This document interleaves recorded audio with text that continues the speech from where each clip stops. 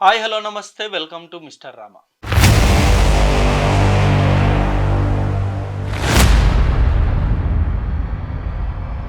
So బండి భగీరథ్ కేసులో ప్రతి ఒక్కరు ఎవరైతే ఇన్ఫ్లుయెన్సర్స్ ఉంటారో లేకపోతే ఎవరైతే యూట్యూబర్స్ ఉంటారో వీళ్ళు అసలు ఎలా అంటే వీళ్ళే జడ్జిలు వీళ్ళే లాయర్లు ఇక వీళ్ళే తీర్పిచ్చేస్తారు. ఆ అమ్మాయి అలాంటిదంట, ఈ అబ్బాయి ఇలాంటోడంట, ఆ అమ్మాయిదే తప్పను, అసలు ఆ అమ్మాయి అసలు మైనర్ కాదంట, ఆ అమ్మాయి మేజర్ అంట, ఆ అమ్మాయి ఇష్టపడే పబ్‌కి వెళ్ళిందంట, డిసెంబర్ 31 నైటు ఏ ఇష్టం లేకుండానే వెళ్తాదా? ఇలా వీళ్ళే రకరకాలుగా ఎంత డీఫేమ్ చేయాలో అంత డీఫేమ్ చేస్తున్నారు. అసలు ఎలాంటి తీర్పులు ఇవ్వాలి? అసలు ఈ కేసు ఎలాంటి మలుపులు తిరగాలి? లేకపోతే ఈ కేసు ఎలా సాల్వ్ చేయాలో వీళ్ళే చెప్పేస్తున్నారు. ఇక కోర్టులో అక్కర్లే, ఇక పోలీసులు అక్కర్లే, పోలీస్ స్టేషన్‌లో అక్కర్లే. నిజం కొన్ని ఛానెల్స్ ఉన్నాయి. YouTube channels. చాలామంది మాట్లాడుతున్నారు గదా! వీళ్ళ జడ్జిమెంటే ఇంకా దాన్నే అగ్రీ చేసుకుంటే అయిపోద్ది గదా! ఊరినే ఎందుకు ఈ పోలీసు వాళ్ళు ఊరినే టెన్షన్ పడి సిట్ ఏర్పాటు చేసుకొని వాళ్ళంతా ఎంక్వైరీ చేసి ఆ అమ్మాయిని పిలిపిచ్చి భగీరథ్ ఎక్కడున్నాడో తెలియక వాడి కోసం గాలిస్తూ ఇదంతా ఎందుకు చెప్పండి?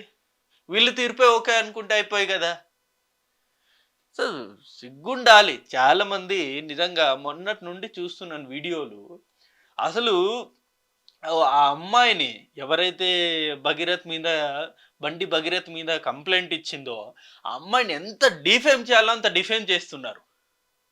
అరే! ఒక కేస్ కొలిక్కి రాలేదు. అసలు ఇప్పటి వరకు పోలీసులు దానికి సంబంధించి ఒక్క ప్రెస్ మీట్ గూడా పెట్టలేదు. దానికి సంబంధించి ఏ విషయం, ఏ ఇన్ఫర్మేషన్ గూడా బయట చెప్పలేదు. అప్పుడే మొత్తం డిఫేమ్ చేయడం మొదలెట్టారు. ఎవరైతే ఆ అమ్మాయి గురించి నెగెటివ్‌గా, తప్పుగా మాట్లాడుతున్నారో ఒక్కసారి మీకొస్తున్న రెస్పాన్స్ కింద కామెంట్ రూపంలో ఒకసారి తెలుసుకోండి. పబ్లిక్ ఏమనుకుంటున్నారు? అసలు పబ్లిక్ రియాక్షన్ ఏంటి? మీరు చేస్తున్న వీడియో మీద? ఆ! చాలామంది ఆరోపిస్తున్నట్టు ఇప్పటికి స్టిల్. అసలు ఫస్ట్ టైమ్ రఘు అన్న ఒక మాట అన్నాడు. ఏది ఈ బండి భగీరథ్ సంబంధించి పాజిటివ్‌గా మాట్లాడాలని చెప్పేసి మన మన తొలి వెలుగు రఘు అన్న ఉన్నాడుగా. ఆయనకి ఆల్రెడీ కొంత అమౌంట్ ఇస్తాము పాజిటివ్‌గా మాట్లాడమని చెప్పేసి ఆల్రెడీ ఫోన్‌లో వచ్చాయంట. ఆయనే చెప్పాడు స్వయంగా. సో, అలా ఇప్పుడు వీళ్ళందరూ ఎంతమందిని ఇన్‌ఫ్లుయెన్స్ చేసుంటారు. సో, అంటే నేనేమంటున్నా అంటే ఇక్కడ బండి భగీరథ్ తప్పు చేశాడా? చేయలేదా? అసలు ఆ అమ్మాయి మైనరా? మేజరా? అసలు ఏం జరిగింది? వాళ్ళిద్దరి మధ్య ఏం జరిగింది? ఇవన్నీ గూడా కన్‌క్లూజన్‌లో పోలీస్ వాళ్ళు జెప్తారు.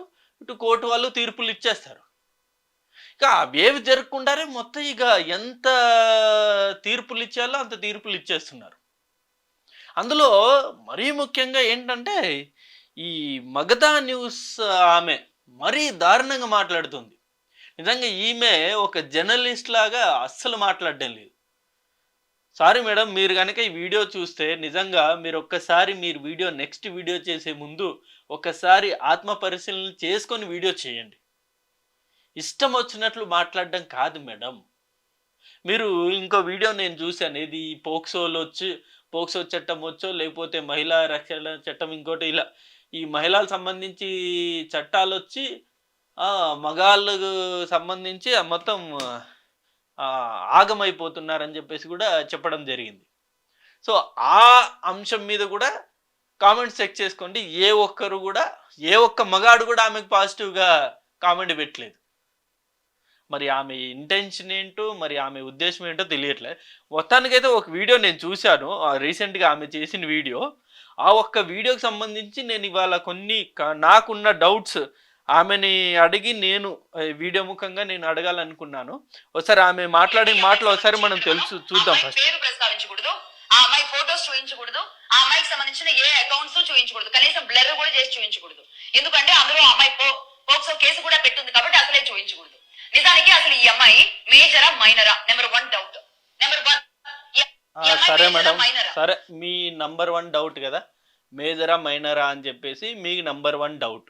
ఆ డౌట్ తెలియకనే హైకోర్టు గూడా ఇప్పటికి ఇది ఆమె మేజరా? మైనరా? అని చెప్పేసి తేల్చి చెప్పాలని రీసెంట్‌గా ఆదేశాలిచ్చింది.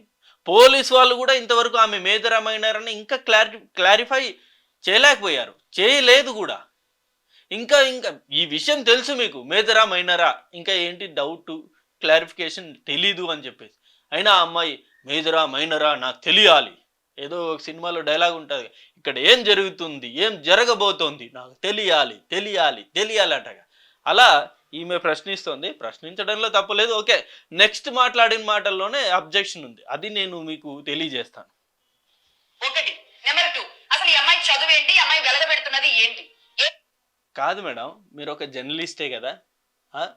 ఈ అమ్మాయి చదువుతుంది ఏంటి వెలగబెడుతుంది ఏంటి ఈ వాక్యాలు వాడొచ్చా మీరేమన్నా పొలిటీషియనా లేకపోతే ఇంకేదన్నానా లేకపోతే ఆమె ఆమె మీద ఏమన్నా పర్సనల్ గ్రడ్జ్ ఏమన్నా ఉందా మీకు ఈమె చదువుతుంది ఏంటి వెలగబెడుతుంది ఏంటి ఒక జర్నలిస్ట్ అయి ఉండి వెలగబెడుతుంది ఏంటి అని ఒక మాట మాట్లాడొచ్చా ఒక అమ్మాయిని ఉద్దేశించి సో ఇలాంటి మాటలు మాట్లాడుతున్నప్పుడు ఎవరికన్నా కామన్గా డౌట్ వస్తుంది ఈమెకు కూడా ఏమన్నా ప్యాకేజ్ వచ్చిందో ఏమో అని నాకు తెలుసు మీకు మేబీ ప్యాకేజ్ వచ్చిండదు వచ్చిందో లేదో మన ఆడియన్స్ కింద కామెంట్ రూపంలో తెలియజేస్తారు మీకైతే వచ్చిండదు బట్ మీరు అలాంటి మాటలు వాక్యాలు వాడారంటే వచ్చింటుందేమో అని చెప్పేసి మన ఆడియన్స్కి డెఫినెట్గా డౌట్ వస్తుంది వెలగబెట్టింది ఏంటి ఏంటి మేడం ఇలాంటి వాక్యాలు ఒక జర్నలిస్ట్ అనే వాడొచ్చా అసలు సరే ఇంకా చూద్దాం ఏ కాలేజ్ లో చదువుకుంది, ఏ స్కూల్లో చదువుకుంది, ఎకడమికల్లీ ఈ అమ్మాయి అసలు ఎలా ఉంది, ఎవరెవరితో తిరుగుతూ ఉంటుంది? కాదు మేడం ఇక్కడ ఆ అమ్మాయి నాకు అన్యాయం జరిగింది నాకు ఈ భగీరథ్ అనే పర్సన్ నాకు మోసం చేశాడు అన్న శారీరకంగా ఇబ్బంది పెట్టాడని చెప్పేసి ఆమె కంప్లైంట్ ఇస్తే మధ్యలో మీ బాధ ఏంటండి ఈ అమ్మాయి ఏం చదువుకుంది ఎవరెవరితో తిరిగింది అవన్నీ మీకు ఇప్పుడు చెప్పాలా అవును నేను పలానోళ్ళతో తిరిగానని చెప్పేసి మొత్తం మీకు చెప్పాలా ఏం డౌట్స్ అసలు అవి ఒక జర్నలిస్ట్గా మీరు అడగాల్సిన డౌట్స్ అవేనా అది కూడా బాధితురాల మీద ఇంత డైరెక్ట్గా అటాకింగ్ మోడ్లోనే నెంబర్ 3, ఈ అమ్మాయి ఫ్రెండ్స్ ఎవరు? ముఖ్యంగా డబ్బున్న ఫ్రెండ్స్ ని పరిచయం చేయమని మిగతా అమ్మాయిల్ని ఎందుకు ప్రెజర్ చేస్తూ ఉంటుంది? ఆ అమ్మాయిలు ఎందుకు ఈ మేడంకి ఎవరో చెప్పేశారు నిజంగా ఆ అమ్మాయి అంట డబ్బున్న ఫ్రెండ్స్ని పరిచయం చేయమని మిగతా అమ్మాయిలకి ప్రెజర్ పెట్టిందంట ఎవరు చెప్పారు మేడం మీకు ఇవన్నీ ఈ ఇన్ఫర్మేషన్ మొత్తం పోలీస్ వాళ్ళ దగ్గర కూడా లేదు కదా మీ దగ్గరికి ఎలా వచ్చింది ఇన్ఫర్మేషన్ మొత్తం నాకు ఎక్కడో డౌట్ కొడుతోంది ఇంత ఇన్ఫర్మేషనా ఆ అమ్మాయి డబ్బున్న ఫ్రెండ్స్కి పరిచయం చేయమని చెప్పేసి వేరే ఫ్రెండ్స్ని అడిగిన ఇన్ఫర్మేషన్ కూడా మీ దగ్గర ఉందంటే నిజంగా మిమ్మల్ని మొత్తం నాకు తెలిసి మొత్తం ఈ ఇష్యూలో మిమ్మల్ని కూడా ఎంక్వైరీ చేస్తే డెఫినెట్గా ఈ విషయాలన్నీ కూడా మీకే తెలుసుంటుందేమో అని నేను అనుకుంటున్నా లేకపోతే అమ్మాయి అడిగినట్టు మీకు ఎలా తెలుసు ఎవరు చెప్పారు మీకు ఈ అమ్మాయి నెంబర్ బ్లాక్ చేసేసారు. నాకు వాళ్ళని పరిచయం చేస్తావా వీళ్ళని పరిచయం చేస్తావా అని అడుగుతూ ఉండడం వల్ల ఈ అమ్మాయి ఎక్కడైతే పెరిగిందో నిర్మల్ అనే ప్రాంతంలో నిర్మల్లో ఎవరిని అడిగినా చెబుతారు పర్టికులర్ గా డబ్బున్న వాళ్ళనే.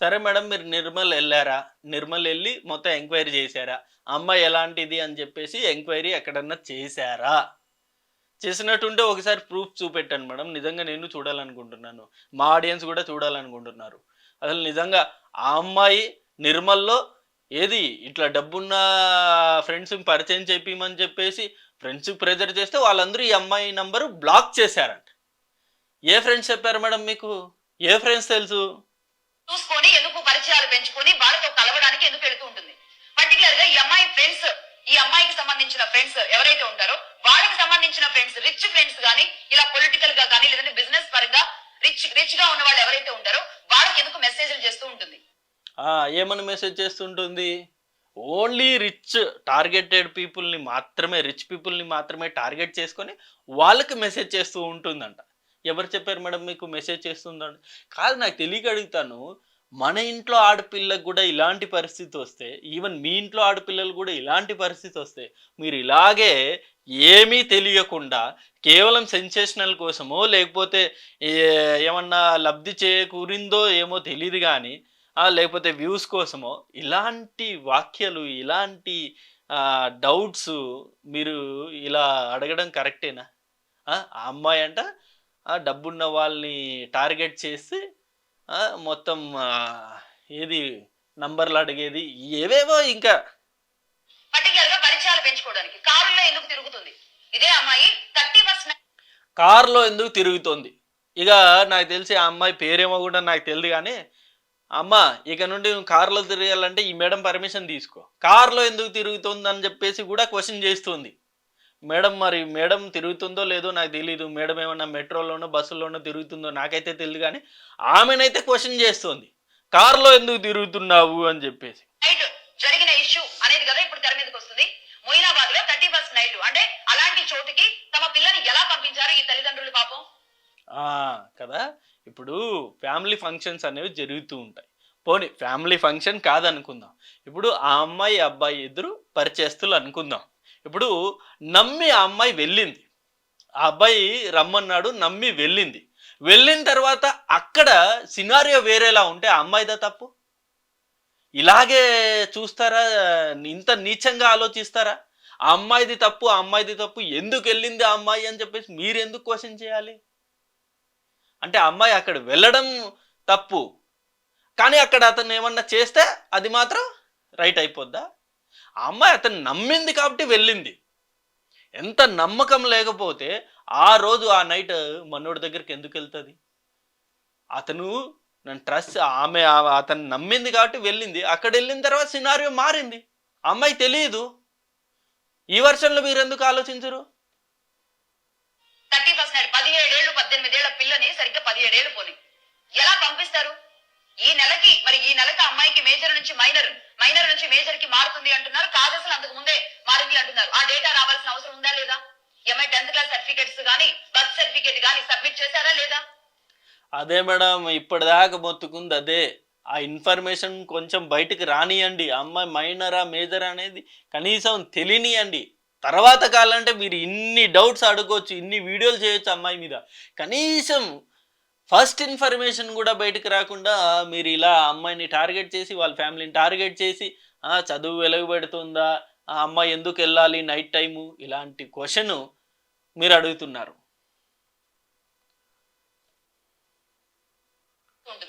అలాగే ఎంఐ లిస్ట్ లో ఎంఐ ఫోన్ లో ఏమేమి ఉన్నాయి, ఏం జరిగింది, ఎంతమంది బాయ్ ఫ్రెండ్స్ ఉన్నారు, ఎంతమందితో ఎంఐ తరచూ మాట్లాడుతూ ఉంటుంది.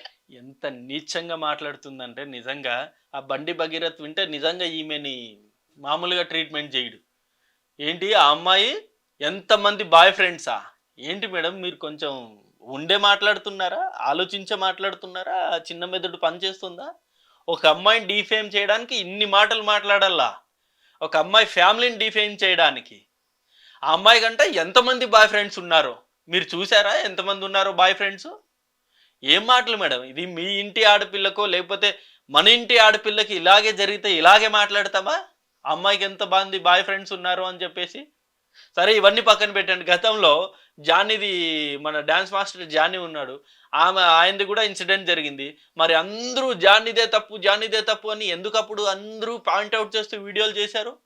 ఏ ఒక్కరు కూడా ఈ శ్రేష్ఠినా ఏమి ఆమెకు సంబంధించి వీడియోలు ఏ ఒక్కరు కూడా ఎందుకు చేయలేదు? శ్రేష్ఠిదే తప్పు అని చెప్పేసి ఏ ఒక్కరు కూడా ఎందుకు వీడియోలు చేయలేదు? ప్రతి ఒక్కరు జానీ మాస్టర్దే తప్పు, జానీ మాస్టర్ అని చెప్పేసి ఆయన జైలు పంపించేంత వరకు కూడా ఎవ్వరు నిద్రపోలేగా. మరి ఆ విషయంలో మటుకు జానీ మాస్టర్ తప్పు, ఇక్కడ మటుకు ఈ అమ్మాయిదే తప్పు. ఎంతమంది బాయ్ ఫ్రెండ్స్ ఉన్నారో ఏం మాట్లాడుతున్నారో ఏమో. తరచూ మాట్లాడడం అంటే మామూలుగా మాట్లాడడం కాదు, అంతకు మించి మాట్లాడడం. అంతకు మించి మాట్లాడడం అంటే ఏమని అర్థం? అంతకు మించి మాట్లాడడం మీరు విన్నారా? పోనీ ఆ ఆడియో రికార్డింగ్స్ మీ దగ్గర ఉన్నాయా? వీడియో రికార్డింగ్స్ మీ దగ్గర ఉన్నాయా?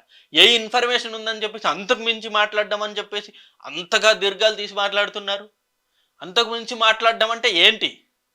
ఏం మాట్లాడుకుంటారు అసలు? నిజంగా ముఖ్యంగా ఈ అమ్మాయి పర్టికులర్ గా మద్యం సేవించడం అనేది, అంటే మద్యం బలవంతంగా పోసారు అని కదా ఈ రోజు ఎఫ్ఐఆర్ లో కేసు ఫైల్ చేశారు. కానీ ఇదే అమ్మాయి బాటిల్స్ పట్టుకొని కారులో వాళ్ళ ఫ్రెండ్స్ కి మీసాలు పెయింట్ చేస్తూ ఉన్న వీడియోలు ఫోన్ లో ఉన్నాయి. సో ఆ అమ్మాయి బాటిల్ పట్టుకొని ఆ మీసాలు పెయింట్ చేసిందంట. అంటే మద్యం సేవించింది ఈమె మాట్లాడడంలే. అంటే ఆ సంఘటన ఈమె ఎలాగో అది పాజిటివ్గా చెప్పదు, మొత్తం అమ్మాయి నెగిటివ్ చెప్తుంది కాబట్టి జస్ట్ ఆమె ఆ మీసాలు డ్రా చేయడమే పెద్ద తప్పు మద్యం బాటిల్ మీద. అలాగే ఇదే అమ్మాయి ఏ ఫ్రెండ్స్ తో కారులో కూర్చొని ఉంది, వీడియోలు ఉన్నాయి. ఏ ఫ్రెండ్స్ తో అంటే ఎవరు ఉంటారు? భగీరథ్ ఫ్రెండ్సే కదా చుట్టుపక్కల ఉంటారు. ఇప్పుడు భగీరథ్‌తో పాటు ఎళ్తుందా ఆ అమ్మాయి అంటే, ఆ అమ్మాయి ఫ్రెండ్స్ అన్నా ఉండాలి. లేకపోతే భగీరథ్ ఫ్రెండ్స్ అన్నా ఉండాలి. చుట్టుపక్కల వాళ్ళే ఉండాలి. వేరే వాళ్ళైతే వాళ్ళు అలో చేయరు గూడా. మరి భగీరథ్ ఫ్రెండ్స్‌తో పాటు ఆ అమ్మాయి ఎళ్తే మీకేంటండి ప్రాబ్లమ్? భగీరథ్ మీద ఈ అమ్మాయి ఇతనికి సంబంధించిన వీడియోలు అన్ని ఉన్నాయని ఒక్కొక్కటి బయట పెడుతున్నారు కదా.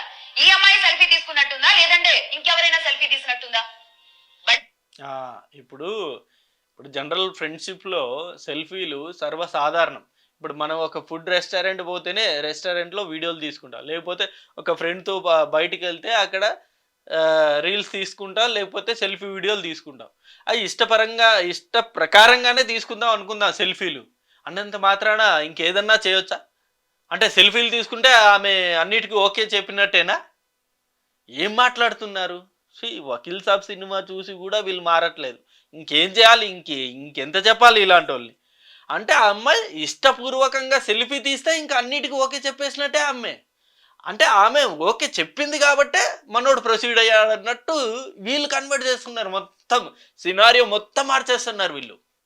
భగీరథ్ ఆ అమ్మాయిని హక్ చేసుకొని ఉన్నప్పుడు ఈ అమ్మాయి ఒక రకమైన స్లీవ్లెస్ డ్రెస్ లాంటిది ఒక శారీ లాంటిది కట్టుకుని ఉంది. ఆఖరికి డ్రెస్సు మీద గూడా ఈమె ఆడామెనే గదా! ఆడామె ఉండి ఇంకో ఆడామె డ్రెస్సు గురించి గూడా ఇంత నీచంగా మాట్లాడుతుంది. మేడం కొంచెం ఉండి మాట్లాడండి మేడం. ప్లీజ్ దయచేసి. లాస్ట్ టైమ్ మీరు అప్పుడు సంక్రాంతి అప్పుడు ఏదో మీరు చేశారు గదా! ఏం చేశారది? కాపులు చౌదరీస్ పండగ సంక్రాంతి పండగ అని చెప్పేసి గతంలో మీరు ఒక పెద్ద సంచలనమైన కామెంట్స్ చేశారు. అది మామూలు వైరల్ అవ్వలే. అసలు మిమ్మల్ని జోకర్‌ని చేసింది ఆ ఒక్క కామెంటు. అయినా సరే మీరు మారట్ల. అయినా మీరు ఇగో ఇలాంటి కామెంట్స్, ఇలాంటి వ్యాఖ్యలు, ఇలాంటి వీడియోలు చేస్తూ ఉన్నారు. అందులో ఒక సెల్ఫీ తీసుకుంటుంది. అంటే బండి భగీరథ్ తనను పట్టుకుంటున్నాడని తెలిసే ఫోటో తీసుకుంటుందా? అంతకు మించి వీళ్ళ మధ్య ఏమన్నా ఉందా? ఇక్కడి వరకు వద్దాం. ఇప్పుడు మగధా న్యూస్ చేతిలో ఈ హ్మ్. ఏం మగతా న్యూసో ఏంటో. ప్రజలు నవ్వుకుంటున్నారు. నవ్వుకోవడం కాదు అసహించుకుంటున్నారు. మీ ఛానల్‌ని, మిమ్మల్ని మీరు మాట్లాడే మాటల్ని. ఓసారి కింద కామెంట్ రూపంలో మీరు యూట్యూబ్‌లో వీడియో అప్‌లోడ్ చేశారు గదా! కింద కామెంట్ రూపంలో ఒకసారి మీరు చూడండి మేడం. వాళ్ళేం మాట్లాడారు? వాళ్ళేం కామెంట్స్ చేశారు? అంటే నేనిక్కడ కంప్లీట్‌గా బండి భగీరథ్‌ది తప్పు, లేకపోతే ఆ అమ్మాయిది ఒప్పు అని నేను చెప్పట్లే. అసలు సినారియో ఇంకా చాలా ఇన్వెస్టిగేషన్ జరుగుతోంది. మొత్తం ఇంకా చాలా విషయాలు తెలియాల్సి ఉంది. ఆ అమ్మాయి మైనరా? మేజరా? లేకపోతే వాళ్ళిద్దరి మధ్య ఏం జరిగింది? మనోడు ఆల్రెడీ ఆ అమ్మాయి మీద చీటింగ్ కేస్ వేశాడు. హనీ ట్రాప్ కేస్ వేశారు. ఇవన్నీ చాలా విషయాలు తెలియాల్సి ఉంది. అవన్నీ తెలిసాక ఎవరిది తప్పు, ఎవరిది రాంగ్ అనేది తర్వాత మనం వీడియోలు చేసుకుందాం. అంతవరకు కూడా ఓపిక లేకుండా ఆ అమ్మాయిని డిఫేమ్ చేయడం. ఇది ఎంత మాత్రం కరెక్ట్ కాదు. అసలు కేవలం ఆ అమ్మాయిని డిఫేమ్ చేస్తున్నారు కాబట్టి నేను వీడియో చేయాల్సి వచ్చింది. నేను ఇంకా కంప్లీట్ ఇన్ఫర్మేషన్ వచ్చిన తర్వాత నేను వీడియో చేద్దాం అనుకున్నా. బట్ ఈమె మాట్లాడిన మాటలు కొన్ని నిజంగా నాకు బాధ కలిగించింది ఆ అమ్మాయి సంబంధించి. చదువు ఏం వెలగబెట్టిందో అని ఏదో పర్సనల్‌గా గ్రడ్జ్ పెట్టుకొని మాట్లాడినట్టు మాట్లాడింది. ఆ అమ్మాయికి ఎంతమంది బాయ్ ఫ్రెండ్స్ ఉన్నారు. డబ్బున్న వాళ్ళని వలలో వేసుకుంటుంది. ఇలాంటి వాక్యాలు ఈమె కంప్లీట్ తెలిసినట్టు, లేకపోతే ఇంకెవరో ఈమెను ఇన్‌ఫ్లుయెన్స్ చేసినట్టు, లేపోతే ఇంకేదో ఈమె ఆశించి వీడియో చేసినట్టు మొత్తం అసలు ఇలా చేసేసింది వీడియో. అంటే ఎంత భయంకరంగా ఇలాంటి వాళ్ళు ఇన్‌ఫ్లుయెన్స్ చేస్తున్నారంటే, ఒక ఇన్సిడెంట్‌ని, ఒక సంఘటనని పోలీసు వాళ్ళు గూడా ఇంతవరకు ఏ ఇన్ఫర్మేషన్ బయటికి చెప్పని విషయాలు గూడా ఈమె విశ్లేషించి చెప్పేస్తోంది. అర్ధరాత్రి ఎందుకెళ్ళింది? మద్యం బాటిల్‌ని ఎందుకు పట్టుకుంది? సెల్ఫీ వీడియో ఎందుకు తీసింది? తెగ క్వెషనింగ్ చేసేస్తుంది. జడ్జి గారు గూడా ఇన్ని క్వెషన్‌లు చేయడు. ఈమె క్వెషన్‌లు చేస్తోంది. సో, ఇది వీడియో. సో, ఇలాంటి వాళ్ళుంటారు. కొంచెం జాగ్రత్తగుండండి. సరేనా? సో, ఇది వీడియో అండ్ ఈ అంశం మీద మీ అభిప్రాయాన్ని కూడా కింద కామెంట్ రూపంలో డెఫినెట్‌లీ తెలియజేయండి. Thank you for watching this video. Thank you.